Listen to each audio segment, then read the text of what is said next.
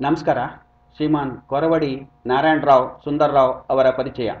60ನೇ ವರ್ಷದ ಹುಟ್ಟುಹಬ್ಬದ ಒಂದು ಅಭಿನಂದನಾ ನುಡಿ. 1940ನೇ ಇಸ್ವಿಯಲ್ಲಿ ಕೋಟೇಶ್ವರ ತಾಲೂಕಿನ ಕೊರವಡಿ ಗ್ರಾಮದ ಶ್ರೀ ನಾರಾಯಣರಾವ್ ಮತ್ತು ಶ್ರೀಮತಿ ನಾಗವೇಣಿ ದಂಪತಿಗಳು ವ್ಯವಸಾಯ ವೃತ್ತಿಯನ್ನು ಮಾಡುತ್ತಿದ್ದರು. ಗ್ರಾಮವನ್ನು ತ್ಯಜಿಸಿ ಬೆಂಗಳೂರಿಗೆ ಬಂದು ನೆಲೆಸಿ ಅಡಿಗೆ ಕೆಲಸವನ್ನು ಮಾಡುತ್ತಾ ಒಂದು ಸಣ್ಣ ದಿನಸಿ ಅಂಗಡಿಯನ್ನು ತೆರೆದು ಚಾಮರಾಜಪೇಟೆಯಲ್ಲಿ ತಮ್ಮ ಜೀವನವನ್ನು ಪ್ರಾರಂಭಿಸಿದರು.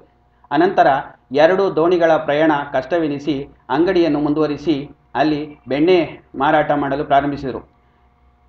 ಇವರಲ್ಲಿ ದೊರೆಯುತ್ತಿದ್ದ ಬೆಣ್ಣೆಗೆ ಬೆಂಗಳೂರಿನ ಹಲವಾರು ಬಡಾವಣೆಯ ಜನರು ಮುಗಿಬೀಳುತ್ತಿದ್ದ ಸಂಗತಿ ಇಂದಿಗೂ ಮರೆಯುವಂತಿಲ್ಲ.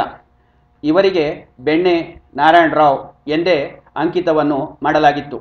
ದಂಪತಿಗಳು ತಮ್ಮ ವ್ಯಾಪಾರದಲ್ಲಿ ನಿರತರಾದಾಗ ಬೆಂಗಳೂರಿನ ನೆಲೆಸಿದ್ದರು. ಇವರಿಗೆ ಒಟ್ಟು 11 ಜನ ಮಕ್ಕಳು. ಇಂತಹ ಅವಿಭಕ್ತ ಕುಟುಂಬದ ದ್ವಿತೀಯ ಪುತ್ರನೇ ಕೆ ಎನ್ ಸುಂದರ್ರಾವ್.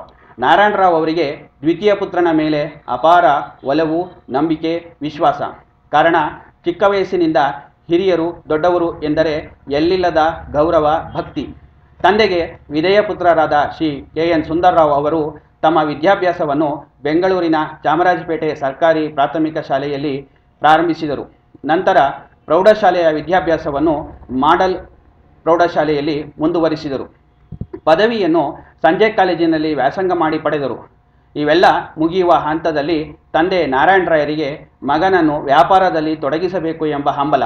ಹಾಗಾಗಿ ಅವರು ಶ್ರೀ ಸುಂದರ್ರಾವ್ ಅವರಿಗೆ ತಮ್ಮ ವ್ಯಾಪಾರದ ಶಿಕ್ಷಣವನ್ನು ಧಾರೆ ಎರೆದರು.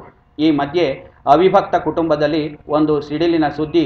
ನಾರಾಯಣರಾಯರಿಗೆ ಅನಾರೋಗ್ಯ ಎಂದು ತಿಳಿಯುತ್ತಿದ್ದಂತೆ ಮನೆಯವರಿಗೆಲ್ಲ ಆತಂಕ ಒಳಗಾದರು. ಆದರೆ ನಾರಾಯಣರಾಯರು ಎಲ್ಲರಿಗೂ ಧೈರ್ಯ ಹೇಳಿದರು. ತಂದೆಯ ನೆಚ್ಚಿನ ಪುತ್ರ ಶ್ರೀ ಸುಂದರ್ರಾವ್ ಅವರಿಗೆ ವಿಚಾರವನ್ನು ತಿಳಿಸಿದರು. ಮೊದಲಿನಿಂದಲೂ ತಂದೆಯ ಮಾತು ಎಂದರೆ ವೇದವಾಕ್ಯ. ಹಾಗಾಗಿ ಅವರ ಆಣತಿ ಒಪ್ಪಿ ಮನೆಯ ಜವಾಬ್ದಾರಿಯನ್ನು ವಹಿಸಿಕೊಂಡು ಎಲ್ಲವನ್ನೂ ನಿರ್ವಹಣೆ ಮಾಡುತ್ತಿದ್ದರು. ತಮ್ಮ ವೃತ್ತಿ ಜೀವನ ನಡೆಸುತ್ತಿರುವ ಸುಂದರ್ರಾವ್ ಬಹಳ ಸಣ್ಣ ವಯಸ್ಸಿನಲ್ಲಿಯೇ ಮದುವೆಯಾಗಿ ತಮ್ಮ ಅಂಗಡಿಯನ್ನು ಸ್ಟೀಲ್ ಮತ್ತು ಇತರ ವಸ್ತುಗಳ ಮಾರಾಟ ಮಳಿಗೆ ಶ್ರೀ ವಾದಿರಾಜ ಸ್ಟೋರ್ಸ್ ನಡೆಸಿಕೊಂಡು ಬಂದಿದ್ದಾರೆ. ಇವರ ಸೇವೆ, ಸಾಧನೆ ಎಲ್ಲವನ್ನೂ ಸೂಕ್ಷ್ಮವಾಗಿ ಗಮನಿಸಿದ ಬಡಾವಣೆಯ ನಾಗರಿಕರು ಶ್ರೀ ಸುಂದರ್ರಾವ್ ಅವರನ್ನು ತಮ್ಮ ಸಂಸ್ಥೆಗಳಿಗೆ ನಿರ್ದೇಶಕರಾಗಿ ಆಹ್ವಾನಿಸಿ ಉತ್ತಮ ಪ್ರಗತಿ ಸಾಧಿಸಲು ಕಾರಣವಾಯಿತು. ಅನೇಕ ವಿದ್ಯಾಸಂಸ್ಥೆಗಳಿಗೆ ಈಗಲೂ, ವಿಶೇಷವಾಗಿ ಶ್ರೀರಾಮ ಶಿಶುವಿಹಾರ, ಶಕುಂತಲಾದೇವಿ ಹಿರಿಯ ಪ್ರಾಥಮಿಕ ಶಾಲೆ, ಲಕ್ಷ್ಮೀದೇವಿ ರಾಮಣ್ಣ ಪ್ರೌಢಶಾಲೆಗೆ ಕಳೆದ 40 ವರ್ಷಗಳಿಂದ ನೆರವು ನೀಡುತ್ತಾ ಬಂದಿದ್ದಾರೆ. ಇವರಲ್ಲಿ ಆಡಳಿತ ಮಂಡಳಿಯು ಕೂಡ ಇವರನ್ನು ಗೌರವಿಸಿದೆ. ಅದೇ ರೀತಿ ಅಶೋಕ ಶಿಶುವಿಹಾರ, ಭಾರತೀಯ ಸಂಸ್ಕೃತಿ ವಿದ್ಯಾಪೀಠ, ಮಾಡೆಲ್ ಶಾಲೆ, ಶಾರದಾ ಶ್ರೀ ಸಮಾಜಗಳಲ್ಲಿ ನಡೆಯುವ ಕಾರ್ಯಕ್ರಮಗಳಿಗೆ ಬಹುಮಾನಗಳನ್ನು ನೀಡುತ್ತಾ ಬಂದಿದ್ದಾರೆ. ಇದಲ್ಲದೆ ಇವರು ಬ್ಯಾಂಕ್ ಕಾಲೋನಿಯಲ್ಲಿ ಒಂದು ಶಿಕ್ಷಣ ಸಂಸ್ಥೆಯನ್ನು ತೆರೆದು ಅಲ್ಲಿಯ ಮಕ್ಕಳಿಗೆ ಶಿಕ್ಷಣದ ಅರಿವು ಮಾಡಿಕೊಟ್ಟಿದ್ದಾರೆ. ಇದು ಶಿಕ್ಷಣ ಸಂಸ್ಥೆಗಳಿಗೆ ಸೇವೆಯಾದರೆ ತಮ್ಮ ವೃತ್ತಿ ಸಂಬಂಧಪಟ್ಟಂತೆ ಅನೇಕ ಸಂಸ್ಥೆಗಳನ್ನು ಕಟ್ಟಿ ಬೆಳೆಸಿದ್ದಾರೆ. ಚಾಮರಾಜಪೇಟೆ ವರ್ತಕರ ಸಂಘದ ಪದಾಧಿಕಾರಿಗಳಾಗಿ, Bengaluru stainless steel retail and sales ಇಲ್ಲಿಯ ಅಧ್ಯಕ್ಷರಾಗಿ 14 ವರ್ಷಗಳ ಕಾಲ ಸೇವೆ ಸಲ್ಲಿಸಿದ್ದಾರೆ. ಮೈತ್ರಿ ಸಮೂಹದ ಸಕ್ರಿಯ ಸದಸ್ಯರಾಗಿ ಅನೇಕ ಸಮಾಜ ಸುಧಾರಣಾ ಕೆಲಸಗಳನ್ನು ಮಾಡಿರುತ್ತಾರೆ. ಇವರಿಗೆ ಪ್ರಿಯದರ್ಶಿನಿ ಪ್ರಶಸ್ತಿ ಕೂಡ ಲಭ್ಯವಾಗಿದೆ. ಇವರು ಚಾಮರಾಜಪೇಟೆಯ ಮಧ್ವ ಸಂಘದ ಸದಸ್ಯರಾಗಿ ಅದೇ ಆವರಣದಲ್ಲಿ ಪವಮಾನ ಬ್ಯಾಂಕ್ ತೆರೆದು ಕಡಿಮೆ ಬಡ್ಡಿ ದರದಲ್ಲಿ ಸಾಲ ಯೋಜನೆ ಜಾರಿಗೆ ತರುವಲ್ಲಿ ಸಫಲರಾಗಿದ್ದಾರೆ. ಇದರ ಇನ್ನೊಂದು ಶಾಖೆ ಕೂಡ ತೆರೆಯಲಾಗಿದೆ. ಇವರು ತಮ್ಮ ಕೆಲಸ ಕಾರ್ಯಗಳನ್ನು ತಾವೇ ಖುದ್ದು ಮಾಡುವ ಪ್ರವೃತ್ತಿಯುಳ್ಳವರು. ಮಾಲೀಕರಾಗಿ ಬೇರೆಯವರಿಗೆ ಕೆಲಸ ಹೇಳುವ ಹವ್ಯಾಸ ಇವರಿಗೆ ಇಲ್ಲವೇ ಇಲ್ಲ.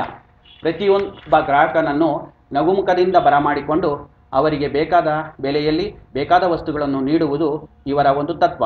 ಈ ತತ್ವದ ಆಧಾರದಿಂದ ಕಳೆದೆರಡು ತಿಂಗಳ ಹಿಂದೆ ಅತ್ಯಾಧುನಿಕ ಸುಸರ್ಜಿತ 3000 ಅಡಿಗಳ ಒಂದು ಬೃಹತ್ ಅಂಗಡಿಯನ್ನು ತೆರೆದು ತಮ್ಮ ಸೇವೆಯನ್ನು ವಿಸ್ತರಿಸಿಕೊಂಡಿದ್ದಾರೆ. ಅನೇಕ ಕಂಪನಿಯ ಉನ್ನತ ಅಧಿಕಾರಿಗಳು ಹೇಳುವ ಮಾತೆಂದರೆ, ಅಂಗಡಿಯ ಮಾಲೀಕರೇ ಗ್ರಾಹಕನನ್ನು ಬಡಮಾಡಿಕೊಂಡು ಅವರಿಗೆ ಸಮಾಧಾನವಾಗುವಂತಹ ವಸ್ತುಗಳನ್ನು ಕೊಡುವ ಮತ್ತು ಸದಾ ಅಂಗಡಿಯಲ್ಲೇ ವ್ಯಾಪಾರದಲ್ಲಿ ತೊಡಗುವ ಮತ್ತು ಮತ್ತೊಂದು ಹಂತದಲ್ಲಿ ಗ್ರಾಹಕನಿಗೆ ಬೇಕಾದ ಮಾಹಿತಿಗಳನ್ನು ನೀಡುತ್ತಿರುವವರು ನೀವೊಬ್ಬರೇ ಎಂದು ಕಾಣುತ್ತದೆ ಎಂದು ಅಭಿನಂದನಾ ನುಡಿಗಳನ್ನು ಹೇಳಿ ಹೋಗುತ್ತಾರೆ. ಶ್ರೀ ಸುಂದರ್ ಅವರಿಗೆ ಇನ್ನೊಂದು ಗುಣ ಎಂದರೆ ತಾವು ಅಂದುಕೊಂಡ ಕೆಲಸ ಆಗಲೇಬೇಕು. ಅದು ಎಷ್ಟೇ ಕಷ್ಟ ಆದರೂ ಸರಿ, ಎಷ್ಟು ಸಮಯ ಹಿಡಿದರೂ ಸರಿ, ಅದು ಆಗಲೇಬೇಕು. ಅದಕ್ಕೆ ಬೇಕಾದ ಪರಿಣಿತರನ್ನು ಭೇಟಿ ಮಾಡಿ ಪೂರ್ವ ಸಿದ್ಧತೆ ನಡೆಸುತ್ತಾರೆ. ಅದಕ್ಕೆ ಬೇಕಾದ ಸಮಯ, ವೆಚ್ಚ, ಯಾರು ಯಾವ ಕೆಲಸವನ್ನು ಮಾಡಬೇಕು ಎಂಬ ನಿಖರ ಮಾಹಿತಿ ಮೊದಲೇ ಸಿದ್ಧವಿರುತ್ತದೆ. ಹಾಗಾಗಿ ಯಾವ ಕೆಲಸಕ್ಕೆ ಕೈ ಹಾಕಿದರೂ ಸಫಲರಾಗುತ್ತಾರೆ. ಶ್ರೀ ಸುಂದರ್ ಅವರಿಗೆ 60 ವರ್ಷ ತುಂಬಿದ ಈ ಶುಭ ಸಂದರ್ಭದಲ್ಲಿ ನಾವೆಲ್ಲರೂ ಅವರಿಗೆ ಆರೋಗ್ಯ, ಐಶ್ವರ್ಯ, ಆಯಸ್ಸು ಎಲ್ಲವನ್ನೂ ನೀಡಲಿ ಎಂದು ದೇವರಲ್ಲಿ ಪ್ರಾರ್ಥಿಸೋಣ.